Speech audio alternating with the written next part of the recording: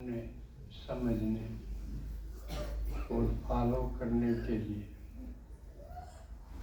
जो हिम्मत का कदम उठाया है, उसके बदले शिव भोला भगवान आपके कदमों में पदम जमा करता है। नए वर्ष का आज 14वां दिन है और इस 14वें दिन को प्रतिवर्ष पहले उत्सव के रूप में मनाते हैं और इस पर्व का उत्सव का नाम है संक्रांति, मकर संक्रांति।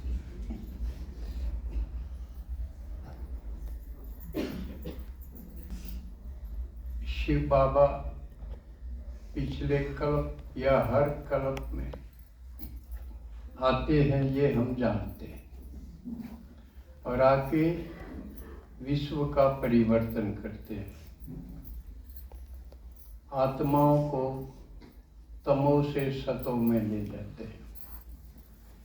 और ऐसी ही हमने प्रार्थना भी की थी तमसो मां ज्योतिर्गमय, कि हे भगवान हमको अंधकार से प्रकाश में ले चलो, दुख से सुख में ले चलो। तो भगवान अपना वायदा पूरा करते हैं संगम युग पे आके, और हम भाग्यशाली हैं कि हम ही कल्प कल्प भगवान के इस काम में भागीदार बनते हैं, जैसे अब बने हुए। अब जिसकी जैसी स्पीड होगी पुरुषार्थ की, कल्प कल्प वैसी ही होगी। ये जिसके समझ में आ गई तो वो अपनी स्पीड को कम क्यों रखेगा? तो ये समझने की बात। तो इस महापरिवर्तन की यादगार, छोटा परिवर्तन नहीं हुआ ना, ये इससे बड़ा तो कोई परिवर्तन नहीं हो सकता, इसलिए महापरिवर्तन कहेंगे। और इसके लिए एक शब्द होता है क्रांति। क्रांति बहुत बड़े परिवर्तन के लिए आता है, और क्रांति भी दो तरह की होती है, उल्टी भी सुलटी भी, यानी विनाशकारी भी। इसी क्रांति भी हो जाए सबके में नष्ट हो जाए, इसी क्रांति भी है जो सब कुछ ठीक हो जाए, यानी अच्छे के लिए। अच्छे के लिए कोई बात होगी तो उसके आगे लगेगा सह। जैसे बढ़िया कर्म होगा तो उसको क्या कहेंगे? सुकर्म। और माड़ा कर्म होगा तो उसको क्या कहेंगे? कुकर्म या दुष्कर्म। तो इस क्रांति यानी महापरिवर्तन का आगे क्या है? सह, संक्रांति। इसका मतलब अच्छी क्रांति, अच्छा परिवर्तन, भले के लिए। तो भला क्योंकि हम दुख से सुख में चले जाते हैं, कलयुग सतयुग में परिवर्तन हो जाता है। तो इससे बढ़िया क्रांति और क्या होगी? इसलिए इसको संक्रांति बोलते हैं। और मकर क्यों लगाया है? कि धनु राशि से, ये ज्योतिषियों की गणना का हिसाब मकर राशि में प्रवेश करता है और आता है तो कलयुग खत्म, संगम युग हो जाता है। असली बात तो ये थी। और फिर द्वापर से जबकि ये ज्ञान लोप हो जाता है, लोप तो ये सतयुग के आरंभ में ही हो जाता है। सतयुग में हमें कोई ज्ञान नहीं रहेगा, ना भगवान का ज्ञान होगा, ना भगवान ने जो ज्ञान दिया उसका होगा, कुछ नहीं पता होगा हमने। लेकिन हमारी अवस्था सतोगुणी होगी, इसलिए दुख नाम की चीज नहीं होगी। सभी प्रकार के सर्वोत्तम डिग्री के लिए 100% सुख होंगे। सभी प्रकार। और ज्ञान क्योंकि लोप हो गया तो घटते घटते जब हमारे सुख त्रेता के अंत तक काफी घट जाते हैं, द्वापर में माया प्रवेश होती है और हम धीरे धीरे दुखी होते होते बहुत दुखी हो जाते हैं। और द्वापर से कलयुग तक 2500 साल में हम कुछ न कुछ बनाते करते रहते,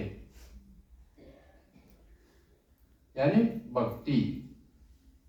भक्ति में मंदिर है, किताब है, वेद हो, शास्त्र हो, गीता हो, ये मंदिर बनाते हैं, शास्त्र बनाते हैं और देवी देवताओं की पूजा करते हैं। तो ये भी आपको पता है तो सीढ़ी का चित्र पता, सृष्टि चक्र का पता। तो ये मैं इसलिए दोहरा रहा हूं कि संक्रांत के ऊपर लेनी है बात। और हमने ज्ञान की नकल भक्ति बनाई, बहुत सी रस्म रिवाज बनाई है जिनको हम त्योहार के रूप में मनाते हैं। क्योंकि नकल है तो कुछ तो फायदा है इसका, बिल्कुल बेकार तो नहीं है। एक फायदा है, अगर ये ना होती, भक्ति ना होती, तो हम एकदम धड़ाम से गिरते। लेकिन भक्ति में धीरे धीरे कृष्ण में अटके, फिर राम में अटके, फिर उसका करया, फिर औरों का करया। ये करते करते हमारा जो गिरना था वो स्लो हो गया, यानी धीरे धीरे गिरावट हुई।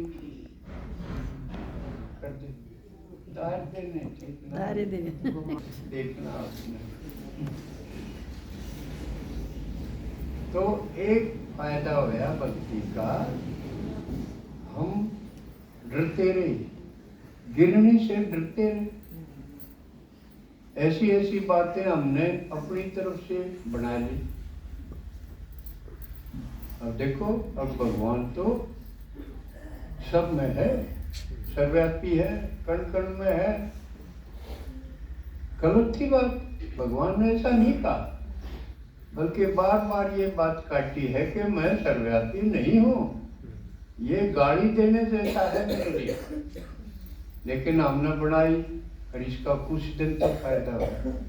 डरे रही हम चोरी करते हुए, और कोई नहीं देखता, ये नहीं कह सका भाई भगवान तो सारा बता दिया, वो तो देखा है। तो कुछ समय तो डर में निकला ना, ठीक बचे गए बहुत सी बुराई है। इसी प्रकार हमने कई रस्म मन गढ़ंत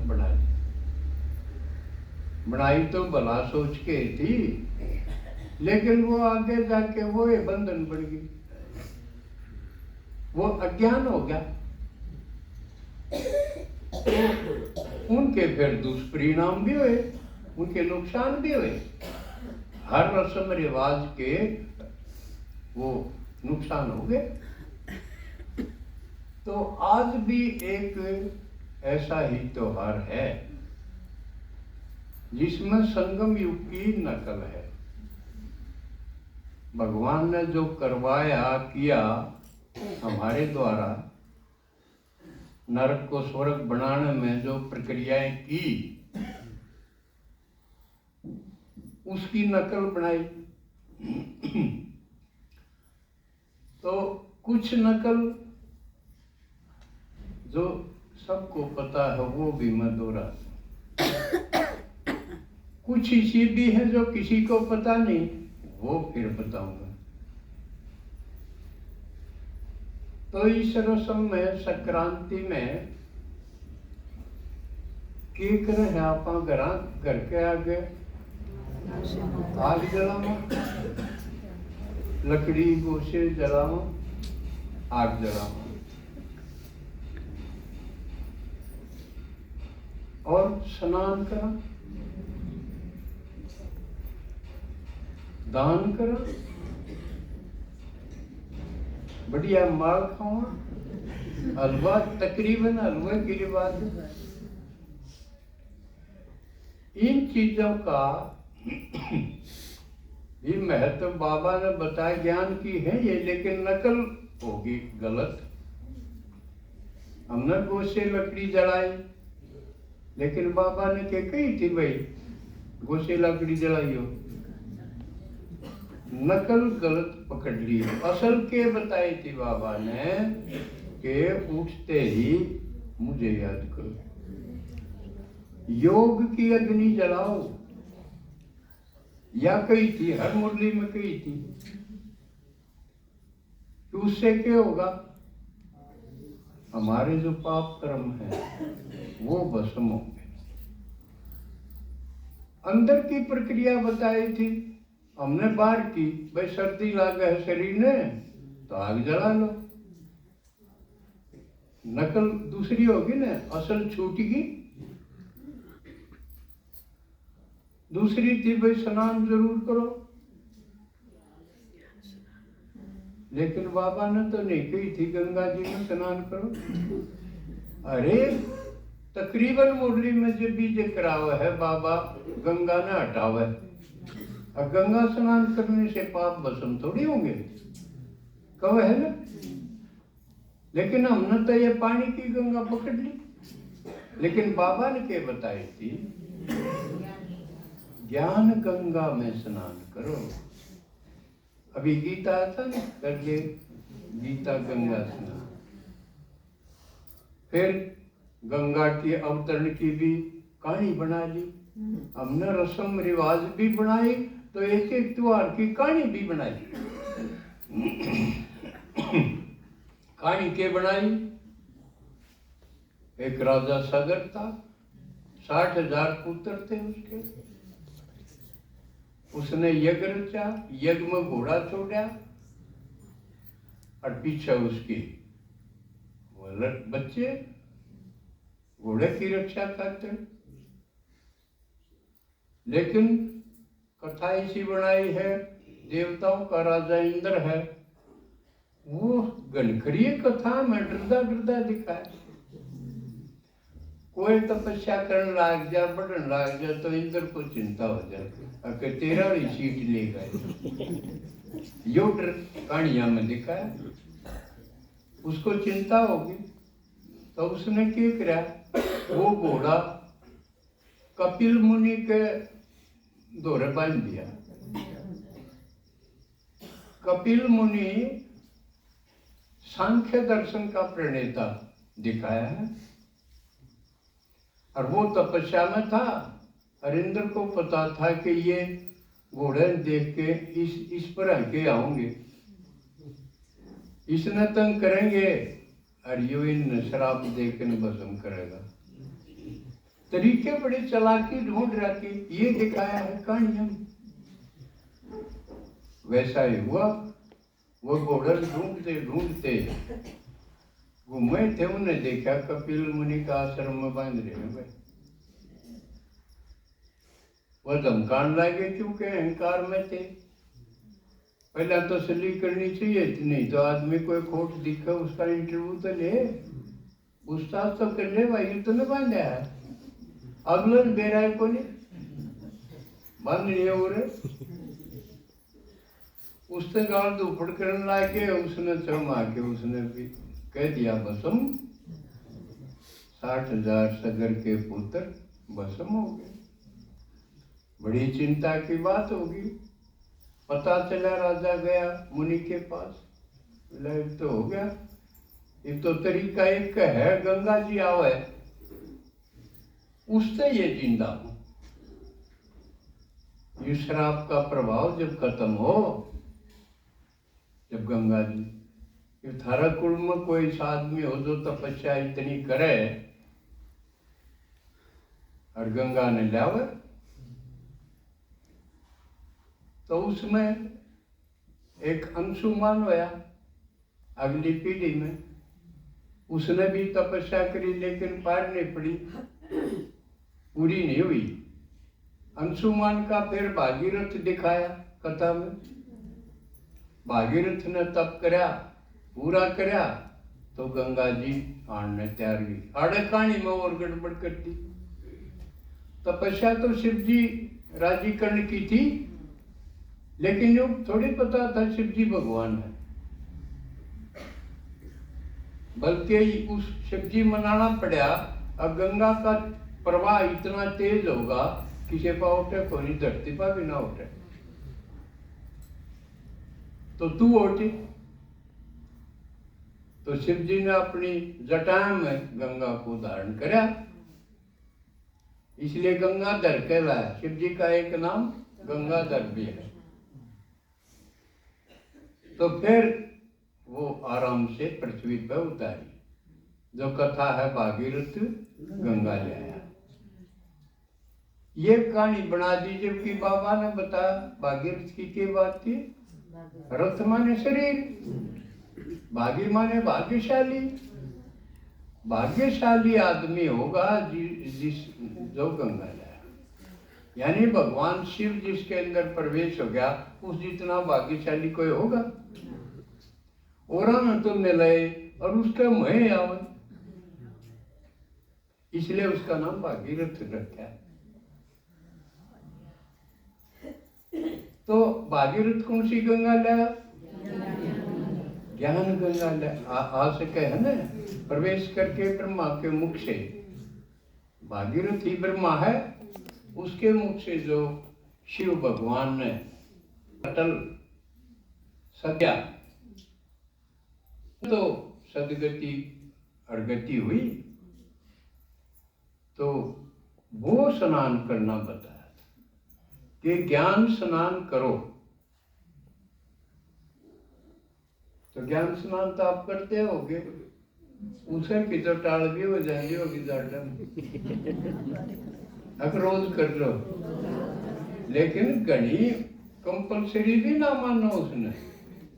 एक बार लैट्रिन जाओ जब तो जो करे, और मुँह सारे कुर्ते काटने की क्या जरूरत है। असली ज्ञान स्नान करते रहो। मुरली एक बार पढ़ो, 2 बार पढ़ो, उसका मनन करो, चिंतन करो, ये है स्नान।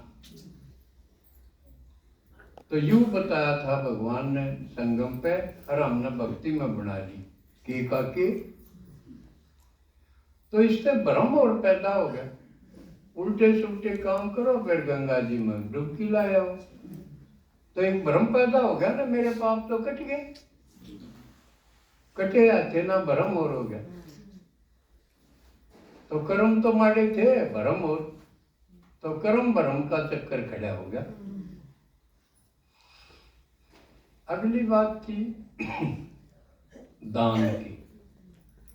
दान का भी भक्ति में बहुत महत्व दिखाया कि दान करने से अगला जन्म में उसकी प्राप्ति होगी। बाबा भी बताया है, होगी, लेकिन एक जन्म में होगी। कोई हॉस्पिटल बनवा लेगा, अगला जन्म में उसकी अच्छी सेहत बनेगी। कोई पाठशाला सेंटर खोलेगा, उसकी तो ये तो संगम की, ये तो कई जन्मों की होगी। भक्ति में भी कोई स्कूल खोल बना देगा, कॉलेज बना देगा, तो अगले जन्म में उसकी बुद्धि तेज होगी, वो अच्छा विद्वान होगा, बुद्धिमान होगा। ये बाबा ने प्राप्ति बताई है कि भक्ति के भी ये फल हैं, लेकिन एक जन्म के लिए है, अलग काल का हो गया। और भगवान संगम पाया हुआ है जो कितने का है? 21 जन्म का है, आधा कल्प का, 21 जन्म की प्राप्ति है इस संगम पे जो कराएंगे। तो ये दान का फल। तो भगवान ने कौन सा दान बताया था? कि मैं जो बताऊं हूं वो बता दो, सारा करते के लगे। बाप का माल है, बाप का माल बांटने में के जोर लगे। लेकिन इसमें भी कितने हैं बांटते हैं, जबकि दान भी नहीं करना चाहिए। भगवान जो कहे तेरे ते यु ज्ञान दो हूं कैया खातिर, जो कर किसी की माँ भेज दे सीधा, अब तू जाओ सही मेरी छोरी का भी ले दिए हैं, और जाके उन्हें घर धरने देवा थे ना तो के अच्छा लगेगा ही तो माड़ा क्या हुआ होगा ना। तो भगवान ने हमारे घर के रिश्तेदार अड़ोसी पड़ोसी जान पहचान के उन खातिर भेजा दिया है मारती, और हम ना जा तो यह माड़ी बात हुई। भगवान जो कहूं न दो ते बगाड़ भी दे तो भी अगले की चीज तो दो। तो असल में तो उनका है दान भी कहना बल्कि ठीक नहीं, दान भी भक्ति मार्ग का शब्द है। हाँ नहीं तो उनका अधिकार है, उनका हक है, यो तो दो ही दो। इसके अलावा अपना जो है उसको दान करना नहीं कहेंगे, उसको सफल करना तो है। यानी हमने जो पीछा तेजी जोड़ रखा है वो जिसने अपना काम, भगवान ने तो पीछे कौन दिए ना। जो भी मारा कमा धन है तन है मन है, वो भी बाबा मुरली में कहे उसको भी रख के धरे ना बैठे रहो, उसको सफल करो। सफल करने से क्या होगा, सफलता मिलेगी। सफल क्यों करोगा, जिस तरह हम ज्ञान दान करने खातिर अपनी रिश्तेदारी में किते गए वे उड़े प्रदर्शनी करवाए, वह तो नए हैं, लेकिन हम गाड़ी भी करके ले जावा, समय भी दा, गाड़ी वाला पीछे भी लेगा, तो ये किसने करना चाहिए, ये हमने करना चाहिए। वह तो नए उनका ऊपर बोझ नहीं डालना चाहिए। तो ज्ञान दान करते करते महाराज जो है ना वो भी सफल होता रहेगा, यो करना चाहिए।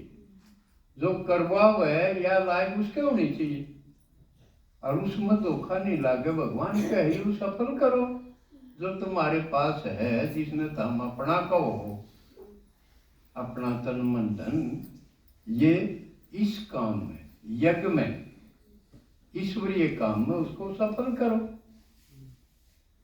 अपने ऊपर भी करो, जिस तरह आओ हो आप, धक्कम धक्का क्यों आओ, बस बस हम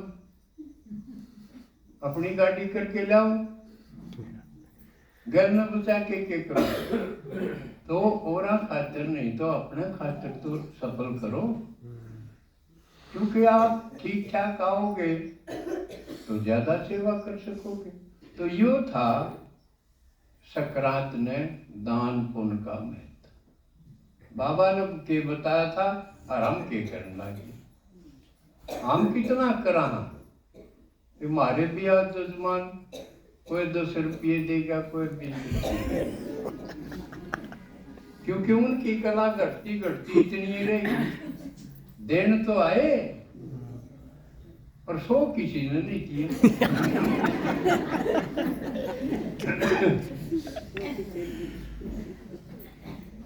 तो इसलिए उड़ा ने इतना करना चाहिए, एक दिन भी वो देख जाने अभी का काम तो मामूली को नहीं, तो मेरे ख्याल में 10 तो 100 आ जाएंगे। तो बाबा ने ये चीज दिखाई, तो ये तो पुराण में भी पता और सुनाओ भी हैं, वीडियो भी डालते हैं।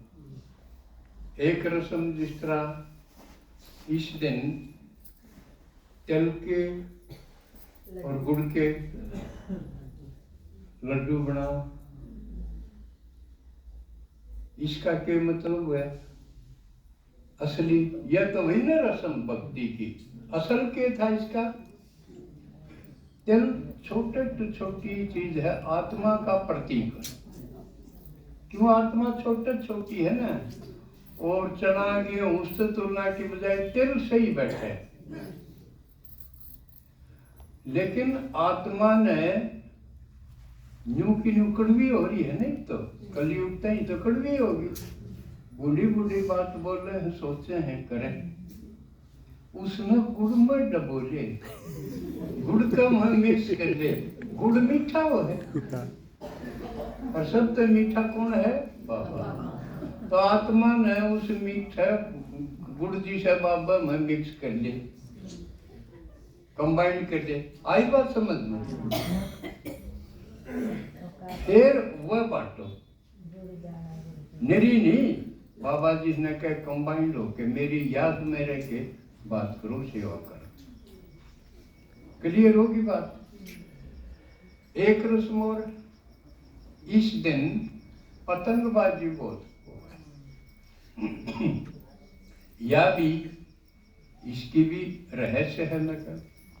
पतंग में क्या बात हो है, पतंग का तवे तो झटके लागेंगे, वो ऊपर न जाओ, देखा ना? और ऐसा कोई खेल को नहीं, तवे तो झटके मारो और वो ऊपर न जाओ। या संगम युग की यादगार है। जब हम ज्ञान में चालांगे तो झटके बहुत लगेंगे।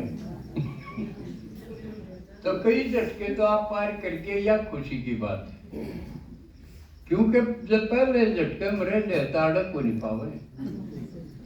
पूरे जो आप पहुंच के बैठे हो तो आप विजयी हो। आपने बहुत से झटके देखे हैं, पार करे हैं, जब जाके आप अड़े बैठन जोगे हुए हो। नहीं तो रह ले इसे कसुते झटके किते परिवार के, किते संबंध के, उन आदमी घबरा जाए। जैसे उदाहरण के लिए आपने सेवा पे जाना है, हाँ भी बढ़ रहा है, खिंचाण से रिश्तेदार आ गए, फिर आपने क्या करना चाहिए? वचन तो दे रखा है बहन जी तो मैं चालूंगी, दे रखा है। और बहन जी का के कोई रिश्तेदारी का काम है, यज्ञ का काम है, ईश्वरीय सेवा का काम है। जब हम रुक गए, छोड़ दिया हमने, भगवान का काम छोड़ दिया, रिश्तेदारी का चिपट गए, तो हमने अच्छा करा कि माड़ा करा? हम झटके में फैलो। और जबकि इसे मौके आवे हैं, उड़े सेवा का खास चांस है। जब उड़े जो कराया जाता थम आए हो बिना बताए, मैं क्या मरी पड़ी हूँ तो कोई आलू में नहीं, मेरे भी अपने प्रोग्राम है, मैं महत्वपूर्ण हूँ। आना चाहिए तो फोन करो 2-3 दिन पहले, मैं एडजस्ट करूं, क्यों करेगी? ये मन ने दे दिया वचन, थामाड़े बैठे रहो, मैं आऊं इतने। और फिर चलना हो तो चलो मेरे साथ। यू था पास विद ऑनर, समझ गए? तुम्हारा मत घनखरे इसमें फैल हो जाए, इसलिए उनका महत्व नहीं बनता, उनकी पूछा ना बने। फिर जो वाणी है वह देख लेंगे, तुम्हें बढ़िया है भगवान तो इसने तेरा खातिर भगवान छोड़ दिया, संदेश होगा कि नहीं हो? तो फिर उसकी कीमत क्यों मानेंगे वह? तो इसे मौके आवा जब चूकना नहीं चाहिए। देख मैंने तो सेवा पर जाना है, और काल का बुलावा, काल का कोई टाल से कह के काला व मौत आवे जब, और डट जाइए मेरे रिश्तेदार आ रहे। तो इस तरह के झटका में कोई फैल हो गया, कोई बात हो गया। जिंदगी है खेल कोई, पास कोई खेल, खिलाड़ी है कोई, अनाड़ी है कोई, है ना? लेकिन फिर भी आप गिरते पड़ते एक बार फेल हुए, फिर पास हुए, हम उन राहों पर चल रहे हैं जहाँ गिरना और संभलना है ना जी। तो फिर भी आप पास होके यहाँ टिक रहे हो, ये पास की निशानी है। ना तो शर्मांदे गिरते गिरते रह जाए, इसे बहुत से रह जाए रहे।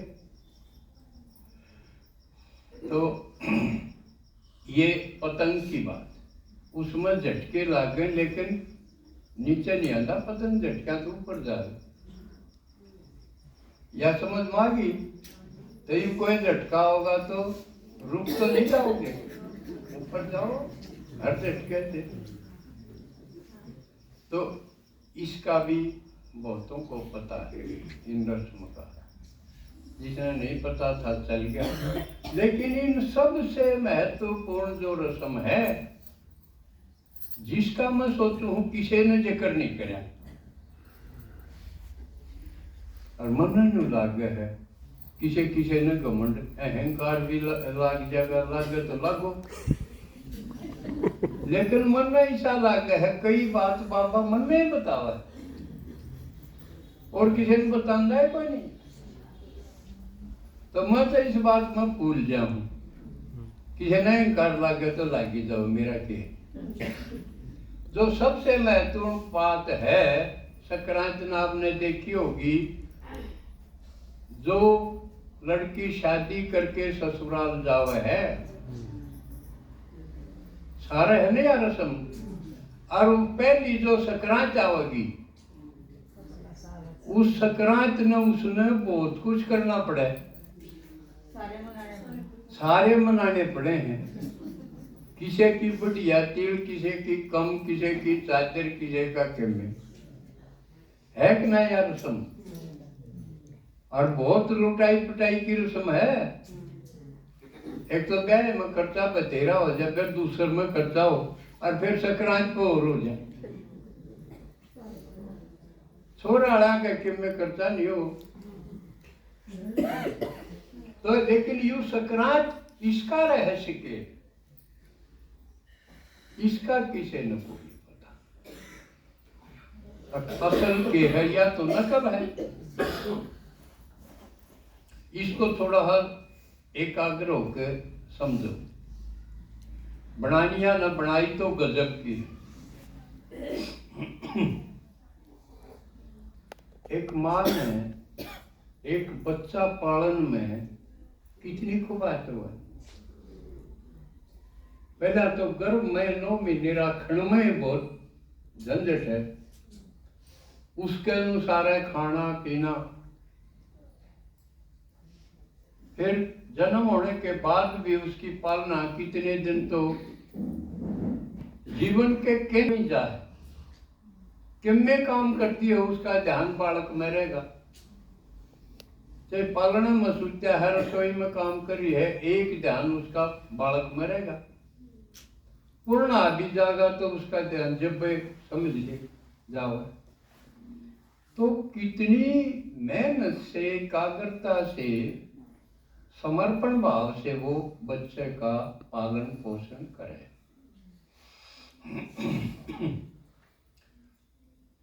तो वो बड़ा होके किसे तो सौंपया जा, सौंपना पड़ा है ना। ये उसकी शादी होगी तो जो बहू आओगी उससे सौंपना ही पड़ेगा। तो उसका यू त्याग हो गया, तपस्या कर ली उसने, यू त्याग हो गया, सौंपा। दूसरी तरफ जो लड़की घर में काम में साधारण मैले कुचेले लगते पहनने पड़े, आजकल तो ले बाहर जाओ है लड़की टिप टाप होके न बदल गया, लेकिन जो ये रस्म चली थी ये तो पुरानी है। तो उसने बड़ा सादा रहना पड़ा है, जो मिल जाए सादा ही खाना पड़ा है। उसके घी भी कम लावे, उसने रोज रोज यू भी याद दिवाई जा अक्तने जाना है। तो यह बात बार बार याद दिवाई जा तो खुशी क्यों करेगी भाई, तने जाना है, यू घर तेरा कौन। तो खुशी की बात तो रही है कौन। और फिर जब उसकी शादी हो जा, उसने नए लत्ते भी मिल जा और उसका सारा टूम भी मिल जा, एक लड़का भी मिल जा,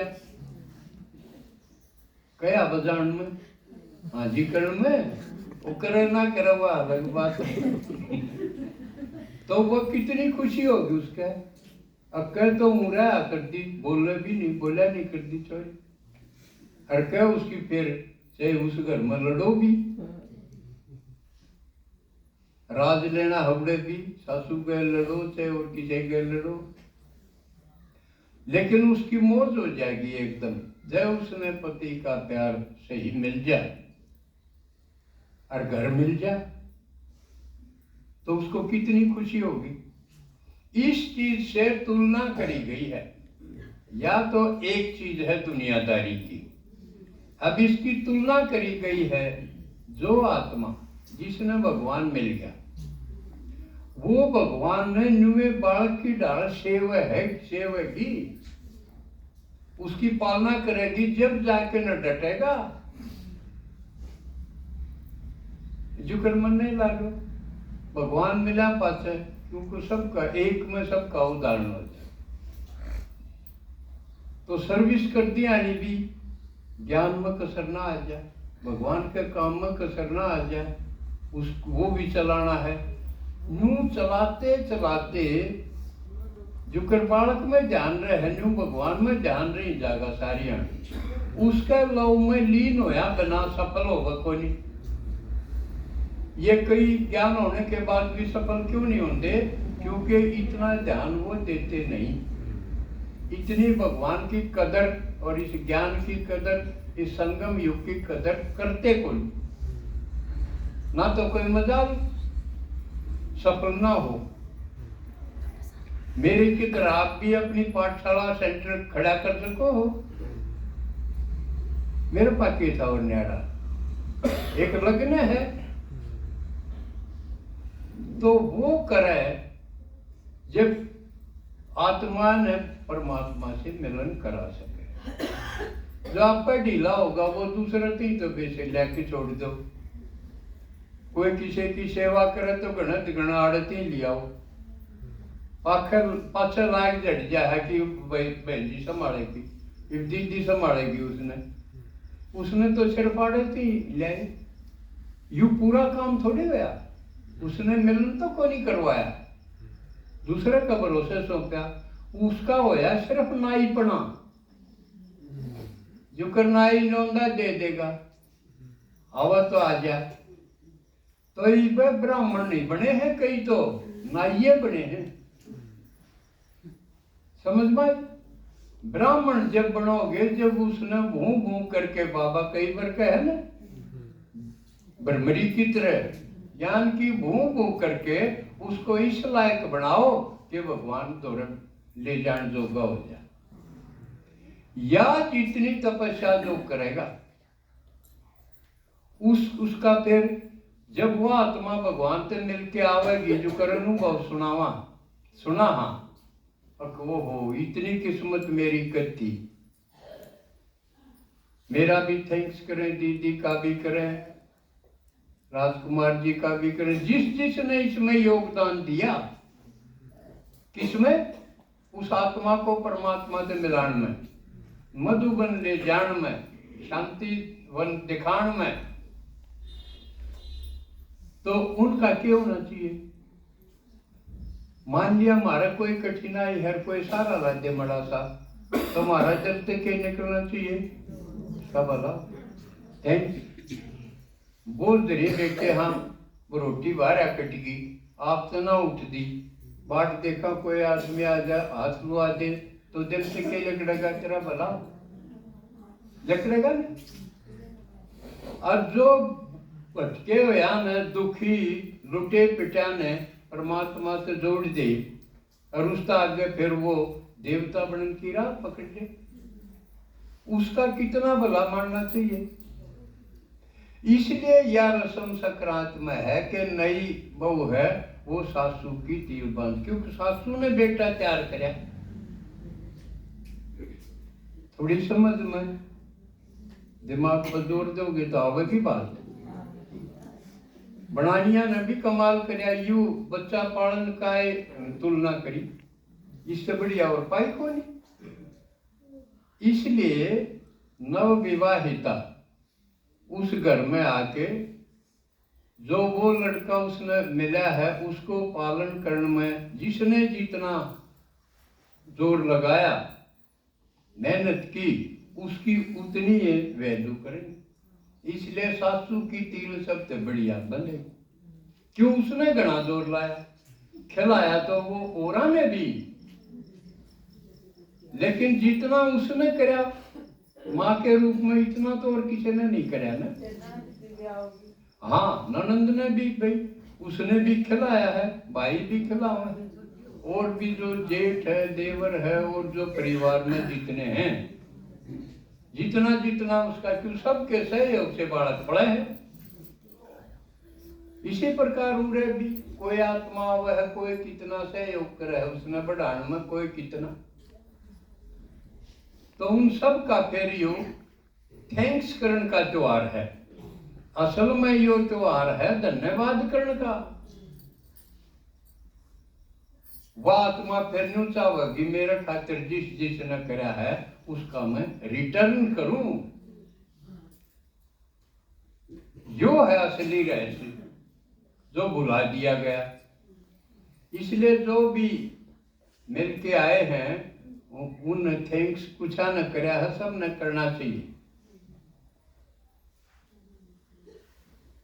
तो और ये विशेष गुण है बाबा जो हमने गुणों से भरपूर करे है, जिसमें धन्यवाद का गुण नहीं ना, वो फिर कुछ नहीं, उसने कुछ नहीं सीखा। धन्यवाद तो थोड़ा सा कर्ण का भी करना चाहिए, तेरा भला हो, निकलना चाहिए ना। और कोई तो इसे भी कई लोग कह देंगे अकवत अपनी राजा की खातिर करे, हमने के इसे भी निर्भाग हैं। वे तुम भी करो, भगवान का है राजा की खातिर तो लक्ष्य है, लेकिन भला थारा तो होया है। तो इसलिए सोच समझ के बोलना, सोचना चाहिए। जिसने जितना करा है उसका थैंक्स, उसको दुआएं दो, और दुआओं का यू खेल है सारा संगम। तो आज क्योंकि संक्रांति